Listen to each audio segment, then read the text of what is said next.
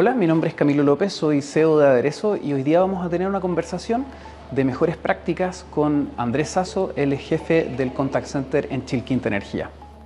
Bueno, Andrés, oye, primero que todo, muchas gracias también por la entrevista anterior y esta conversación que vamos a tener ahora. Te agradezco un montón ahí las flores, los comentarios.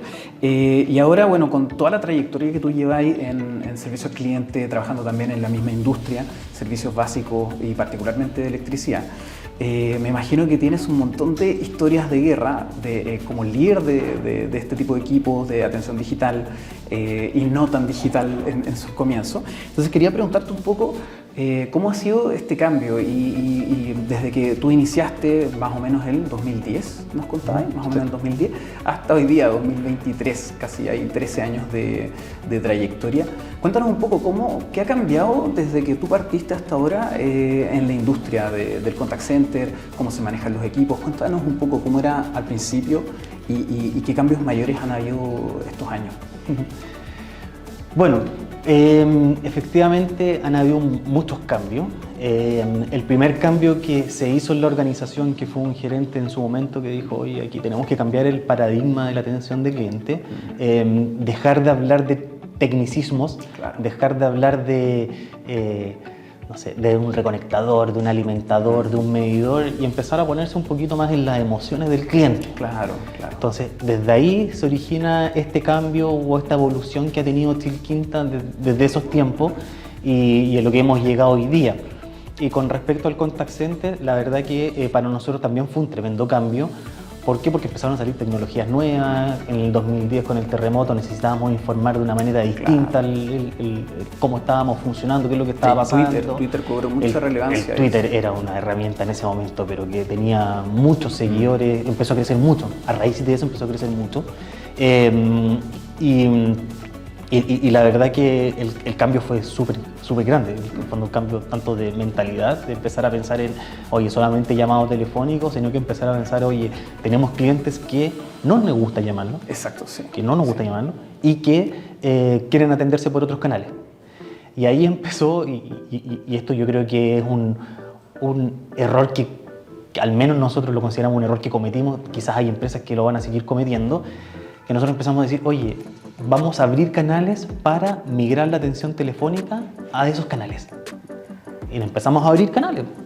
Facebook, Twitter, correo electrónico, el chat, no sé qué otras cuestiones más, el WhatsApp. Y nos dimos cuenta que la cantidad de llamados telefónicos seguían igual. No bajó, exacto, sí. Y los tickets empezaron a subir. Y nosotros nos dimos cuenta y dijimos, ¿sabes qué?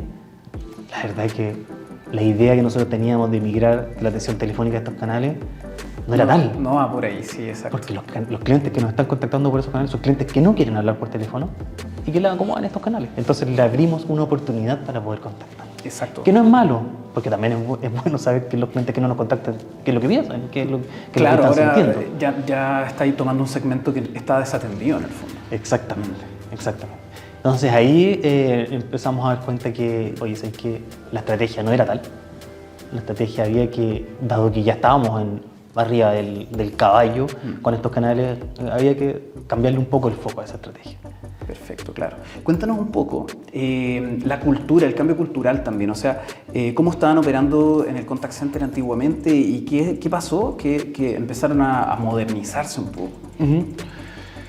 Sí, bueno, ahí en el contact center nosotros estábamos con la visión solamente de nivel de atención, nivel de servicio, cumplir con lo que requiere el regulador, el llamado telefónico, etc. Y con la apertura de estos canales dijimos, oye, ¿sabes qué? Requerimos un algo, que en ese momento no sabíamos qué, especializado para estos canales. Claro. ¿Ah? Y ese algo partió con ejecutivos dedicados, porque en su momento era, oye, el ejecutivo de atención telefónica que esté conectado al teléfono, pero también que esté contestando redes sociales. Sí, esa fue una estrategia que se aplicó mucho y que no funcionó muy bien. Sí, exacto. Se falta, porque todas las interacciones desatendían, ¿no? La verdad que no tenía mucho asidero. Y entonces dijimos, oye, a los supervisores pasémosle las cuentas de Twitter en su celular y que estén ellos de su celular y nosotros así, y en la casa. Claro. Entonces, horario, él está descansando con la familia, no, pero tiene que estar conectado al Twitter para contestar el Twitter. Claro, 12 Entonces, al de la final noche, tú le sí. decís, oye, no sé, que eso no está funcionando. No está funcionando, Claro. porque al final la persona está desanimada, está cansada, llega cansada el otro día. Entonces dijimos, ya sé que necesitamos un área especializada en esto. Algunos ejecutivos con su supervisor, un team leader que los pueda ir revisando, y necesitamos algo que no sabíamos no sabíamos que existía tampoco, que nos pueda agrupar todos los canales y nos pueda ir asignando así como una llamada telefónica, decíamos nosotros, Claro, pero para Twitter. pero para Twitter, claro. ahí ¡chin! Apareció Aderezo. Nació Aderezo. ¿Ah? Mira, sí, de hecho nosotros ahí un poco en esos años también fuimos a muchas empresas a tratar de justamente impulsar los canales digitales, pero también está la mentalidad de que esto es para los niños. Qué locura, cómo vamos a estar haciendo atención por Twitter o por Facebook, esto no es corporativo en el fondo, no es serio. Bueno, acá nosotros teníamos muchos clientes que nos decían lo mismo. Claro, Oye, claro. ¿de qué me estás hablando? Desde tu lado es una dificultad de estar viendo la tendencia y cómo gestionáis ese cambio para arriba en el fondo. Y me imagino que no es solamente desde el 2010, sino que recientemente también me imagino que sigue pasando también. Sí, bueno, dado que llegamos a esto, la verdad que como estábamos en este proceso como organización de tener la mente un poco más abierta con respecto al tema de las atenciones, de que existía algo nuevo, de que era tendencia, en ese momento te dijo, oye, ¿sabes qué? Sí. Hace sentido. Sí, de todas maneras, en el fondo sí. Hay un dolor hoy día que no lo estamos cubriendo. Y es una opción válida tener esta herramienta o este desarrollo, esta plataforma para la atención de clientes, tener un grupo de ejecutivos dedicados a esto, porque nosotros inicialmente teníamos estos canales 24/7, o sea, claro. Twitter, Facebook, etc. Funcionaba 24/7, o sea, bueno, hasta el día de hoy la verdad, funciona 24/7 con alguien atendiendo ahí. Entonces, la verdad que hubo un apoyo de parte organizacional. Yo creo que si ese apoyo de parte de la organización no hubiese existido, quizá otro cuento estaríamos contando ahora, o no contándolo. Entonces tenemos que tener como una especie de alineamiento corporativo, o sea, la empresa tiene que tener la visión de que esto hay que tomarlo y hacerse cargo, ¿no? Sí, de todas maneras, sí, porque al final ocurre en que si tú no estás en las redes sociales o no estás en el ambiente digital, la gente igual habla de ti. Exacto. O sea, cosa de poner en Google el nombre de una empresa y te vas a encontrar con que hay 1 millón de comentarios asociados a esa empresa. O en Twitter también pasa lo mismo. O sea, si tú no estás, igual van a hablar de ti.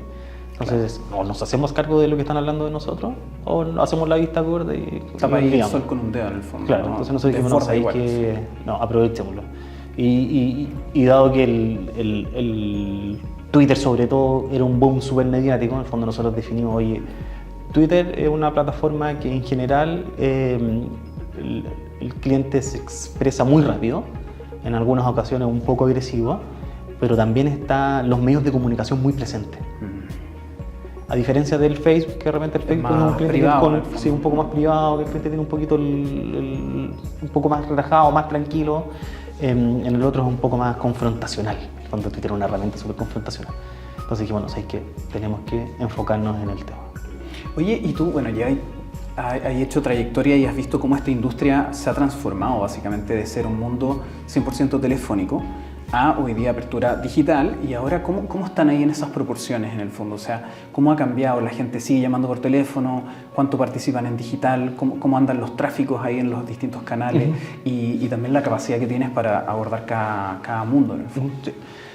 Mira, cuando nosotros implementamos el WhatsApp en el 2019, ya teníamos esta noción de que abrir canales no iba a hacer que las llamadas migraran, la verdad. Claro, no te va a bajar. Sí. No va a bajar. Pero nosotros sí dijimos en el 2019, ¿sabes qué? Abramos este canal porque podría hacerle más fácil al cliente que necesita urgencia, cuando estemos encolados con llamados, derivarlos al canal de WhatsApp. Claro. Porque va a ser más... Sí, en vez de... ¿Quieres hablar por WhatsApp? Ok, ya. Claro, claro. Y desde que lo abrimos, nos empezamos a dar cuenta que fue un crecimiento de verdad explosivo el tema del WhatsApp, pero hoy en día nosotros recibimos más interacciones por WhatsApp que llamados telefónicos. Ya, o sea, se invirtió un poco la curva. Efectivamente, nosotros antes de estar, no sé, con esto de llamados telefónicos y esto de WhatsApp, empezamos a dar cuenta que empezó a bajar un poco el llamado telefónico, empezó a subir el WhatsApp y hoy día nos encontramos así, el WhatsApp acá arriba y el llamado telefónico acá abajo. Claro. Oye, y ahí en términos de costo, o sea, ¿qué canal es más efectivo? ¿Cuánta gente tienes para telefónico y cuánta gente estás usando para digital? Sí, mira, en los canales digitales hoy día que nosotros estamos atendiendo, que Facebook, Twitter y WhatsApp y el chat, en una menor proporción, tenemos 6 ejecutivos, más un team como administrativo de 3 personas. Okay. Y para la atención telefónica hay aproximadamente 60 ejecutivos.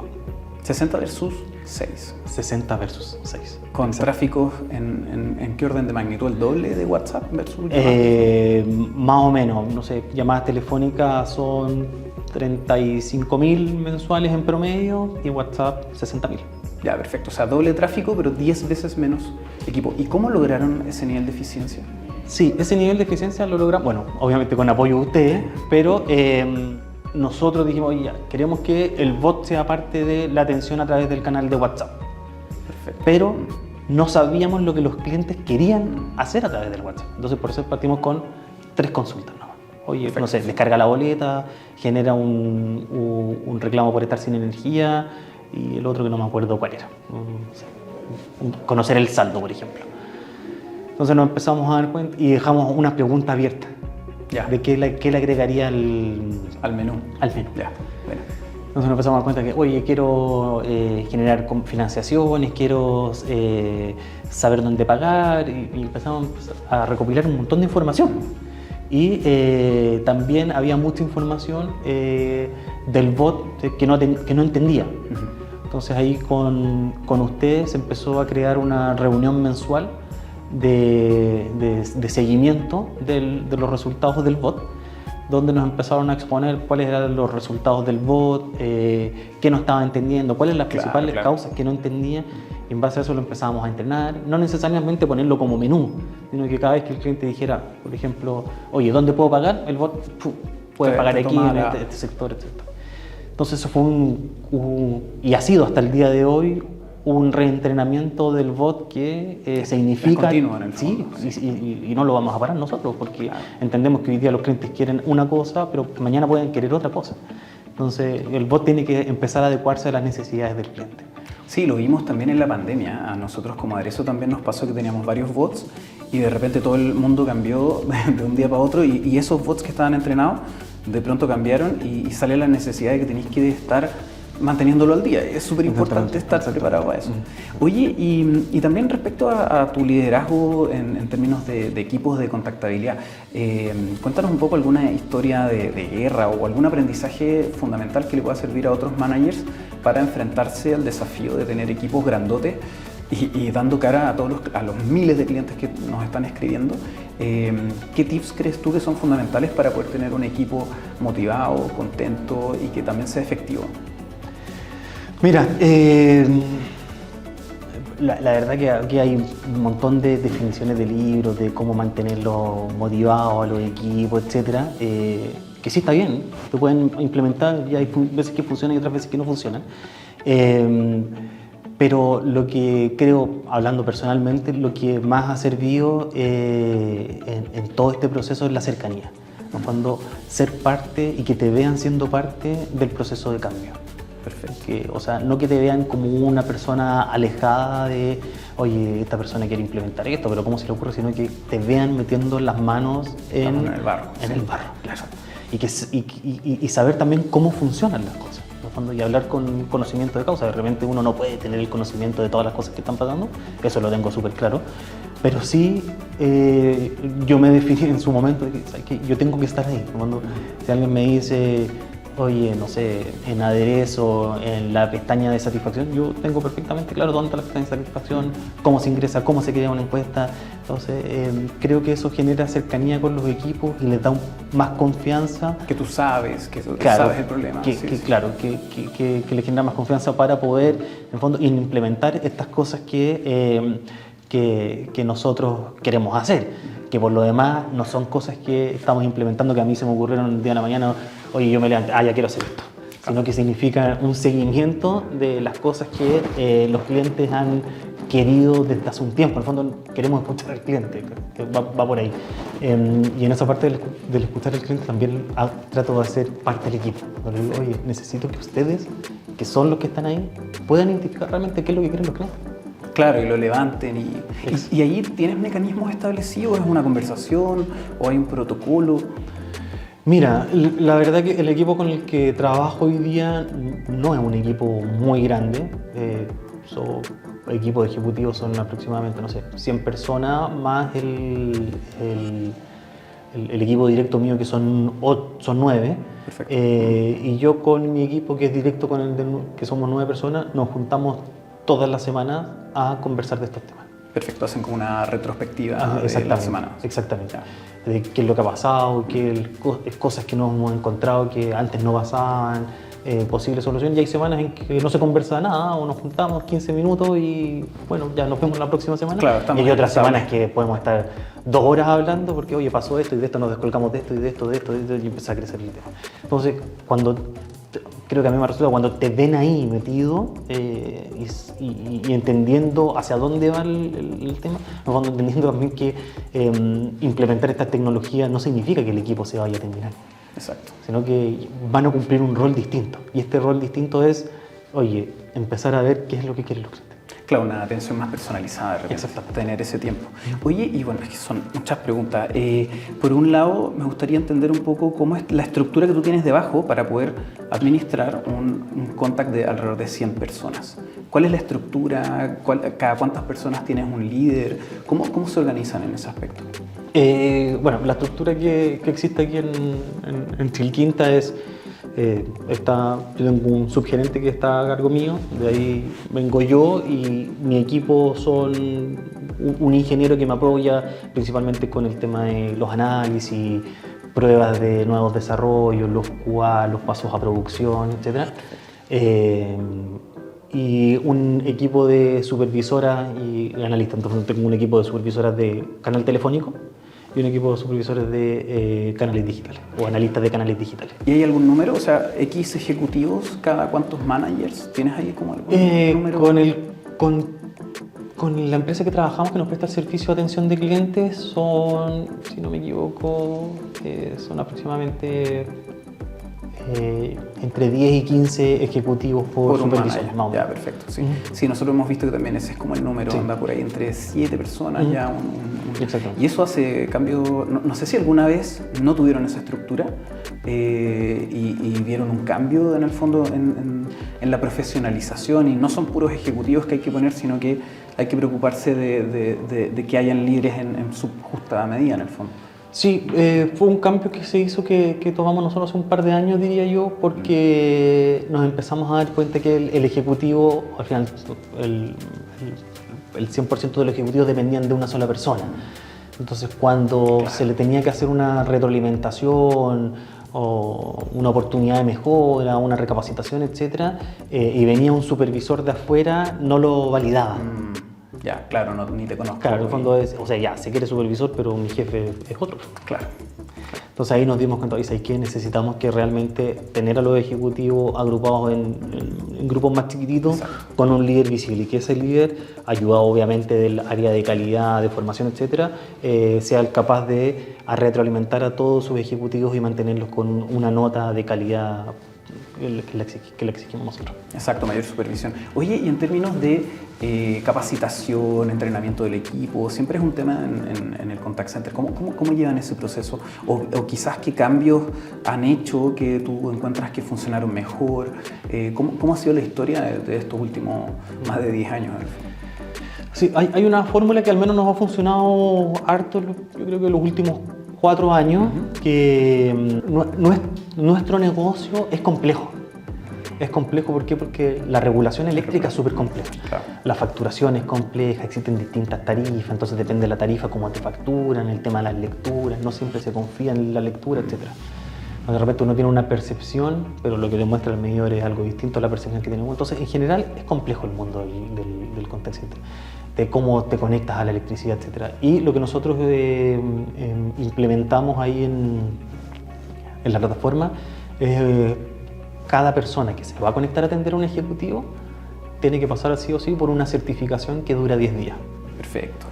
Y esa certificación que dura 10 días, son en fondo 10 días de capacitación, que son capacitaciones, tratamos ahora último, de realizarlas ya metiendo las manos en el computador y en los sistemas, de manera que cuando se llega a sentar ya sepa de lo que estamos hablando.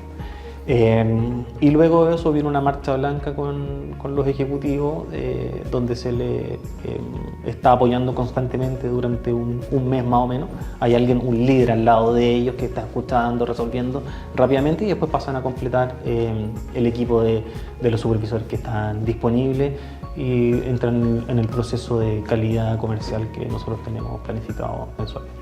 Perfecto. Oye, ¿y esa aplicación de los últimos 4 años, qué cambios tuvo? O sea, ¿cómo estaban operando? ¿Qué dolores tenían antes para poder llevar a impulsar esta metodología? Sí, mira, los dolores que estábamos teniendo antes es que ¿qué es lo que pasa? Que desde un tiempo hasta ahora el cliente está mucho más exigente, y está más exigente con justa medida, porque tiene más conocimiento del servicio, hay más información en las redes o desinformación también. Entonces nos empezamos a dar cuenta que se estaban quizás respondiendo no como nosotros queríamos que se respondiese, o no tan profundo, y se estaban generando mucho trabajo para el back office. Entonces, como no podía resolver en primera línea, que lo resuelva el back office, que lo resuelva el back office. Claro.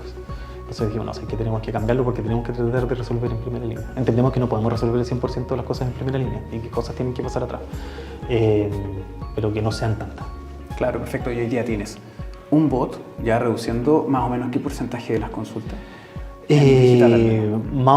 Resuelve aproximadamente el 98% de las interacciones. Es una brutalidad. Sí, a mucho. Sí, de hecho yo creo que son el caso donde más automatización se logra. Sí, o sea, y de hecho, bueno, claro, uno podría decir, oye, un poco tramposa porque no te permite derivar al ejecutivo. Sí, es cierto, hoy día no te permite derivar al ejecutivo a menos de que tengas un problema, etcétera, lo que sea. Tenemos ahí armado igual una estrategia, pero nosotros cuando iniciamos con el tema del bot sí teníamos la opción de transferencia a un ejecutivo. Y cuando estaba la opción de la transferencia a un ejecutivo, el bot igual resolvía el 80% de las atenciones. Teniendo la opción de transferencia a un ejecutivo. Perfecto. O sea, igual de todas maneras en tu industria es clave. Sí. Buenísimo. Y bueno, luego tienes toda esta estrategia de capacitación, de tal manera que tu ejecutivo es más resolutivo, y me imagino que eso ha impactado en el back office, mucho menos consulta y trabajo. Entonces también ha reducido las posiciones del back office, o más que reducido, nos permite hacer otras cosas que antes no las estábamos haciendo. Exacto, súper buen tema. Sí. Y justamente eso se conecta con cómo están viendo hoy día las tendencias de tecnología. O sea, tenemos que este año salió ChatGPT, por ejemplo.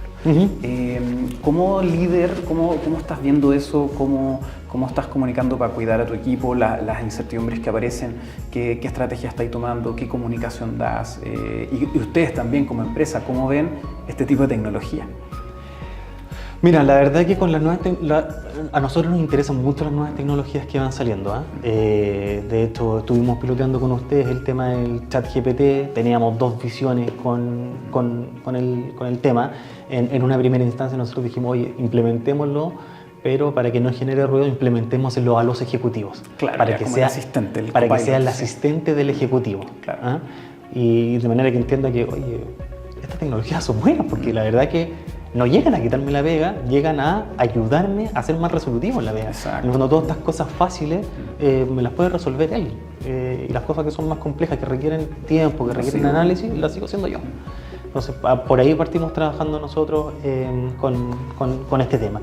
Y eso yo creo que ha sido principalmente nuestra estrategia. En el fondo, poder transmitirle a las personas que estas tecnologías no vienen a competir con ellas, vienen a acompañarlas y a ser parte del proceso, de mejorar sus procesos, de ser más eficientes, de tener más tiempo, etc. Sí, bueno, de hecho la otra vez estuvimos conversando con un gerente de una empresa grande en retail y estaban viendo justamente cómo usar esto y no causar el temido desempleo, etc. Y lo que nos contaba es que el foco estaba en poder hacer que los ejecutivos tuvieran más tiempo para aumentar la personalización que puedes tener con un cliente en el fondo. Claro. Entonces le dedicas y ya con el mismo pool de ejecutivos te permite tener un nivel de satisfacción altísimo y al mismo tiempo una conversación como más relajada en el fondo y poder darle el tiempo que el cliente a veces tiene la expectativa de poder tener. Exacto. Y que es muy difícil a veces lograrlo. Entonces como que por ahí lo vemos. Sí, nosotros también buscamos eso al final. Que el ejecutivo tenga el tiempo suficiente de poder resolver de buena manera los requerimientos. Oye, ¿y los siguientes pasos? O sea, ¿cómo ves de aquí a 2 años? Porque estamos partiendo recién con estas tecnologías, pero ya en 2 años, ¿cómo ves que van a ser estos equipos de trabajo? La verdad que en 2 años puede cambiar todo, sí. Muchísimo el tema de la tecnología. Evidentemente hoy día el tema de la inteligencia artificial está súper de moda, está en boca de todos. Al final todas las tecnologías que te ofrecen hoy día tienen inteligencia artificial, pero yo creo que si bien es interesante, nosotros al menos, y que ha sido la visión que hemos tenido, igual lo tratamos de tomar un poco con calma, de poder entender bien cómo funciona, cuál es el correcto uso, de manera de no generar algún gasto, alguna inversión de manera innecesaria. Perfecto, sí. Está ahí en la etapa early adopter al principio, de todas maneras, o sea, claro, es un riesgo importante de qué va a pasar. Claro, porque nosotros nos hemos enterado de casos en que de repente, oye, yo quiero estar ahí, quiero ser el primero, implementáis la misma cuestión, te pagáis todos los millones de dólares y queda ahí un elefante blanco. Claro, ¿no? Y nosotros la verdad que no estamos buscando eso. En ese sentido tratamos de ser un poquito más tranquilos, por así decirlo, para que no nos pase eso. Exacto, ¿no? Bueno, ahora lo que se ve un poco es que este año que salió estamos en la curva de como todo el hype de ChatGPT, vamos a usarlo. Lo que se espera ahora es un poco entender cuáles son los casos reales, un poquito más de paños fríos en la adopción y qué sé yo. Pero luego, una vez que ya probablemente 2024 vamos a ver cómo madura esto, o sea, para qué caso realmente se va a usar, para qué caso no tiene sentido. Y luego, ahí es donde viene la nueva ola de adopción tecnológica, cuando ya la tecnología madure, sepamos bien los casos y ahí hay que prepararse para adoptar. No, súper interesante. Oye, Andrés, yo creo ya para lo último, temas de incentivos, ¿cómo lo están haciendo ustedes hoy día para que el equipo esté contento, efectivo? No sé si tú tienes algún tip ahí que compartir respecto a cómo hacer equipos más eficientes. Sí, con respecto al tema de incentivos en sí para los ejecutivos, lo que nosotros los medimos, en el fondo le entregamos algún tipo de bonificación en su salario. O sea, bonos, ahí hay un tema importante. Sí, va asociado principalmente a la productividad y al cumplimiento de los SLA, más que al cierre del ticket o al TMO del ticket, sino que qué tan rápido están siendo capaces de abordarlo. Excelente. Y para cerrar un poco la última pregunta, ¿qué tip, tú como en toda la trayectoria que tienes, qué tip podrías dar, así como 3 tips a los managers que se están enfrentando o alguien que está llegando a la misma posición en la que tú ya estás? ¿Qué es clave para ti en el éxito que ustedes están teniendo? Porque Chilquinta es uno de los casos donde mejores indicadores tienen de la industria. Entonces, de tu lado, como una operación exitosa, la empresa los reconoce también en esa línea. ¿Qué 3 tips podrías dar a otros en tu posición como jefes de contact center?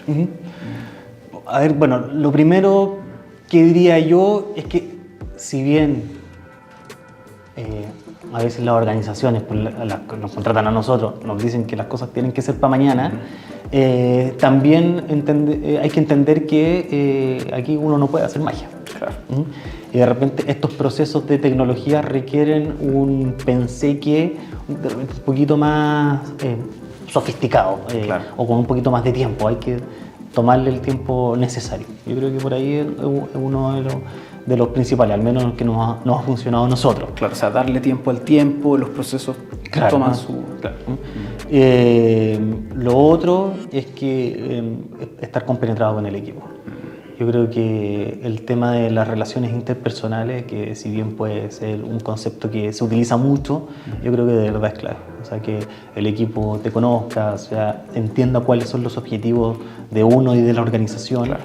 y que te ayuden a cumplir ese objetivo, yo creo que es lo primordial. ¿Como una estructura más horizontal, algo en esa línea?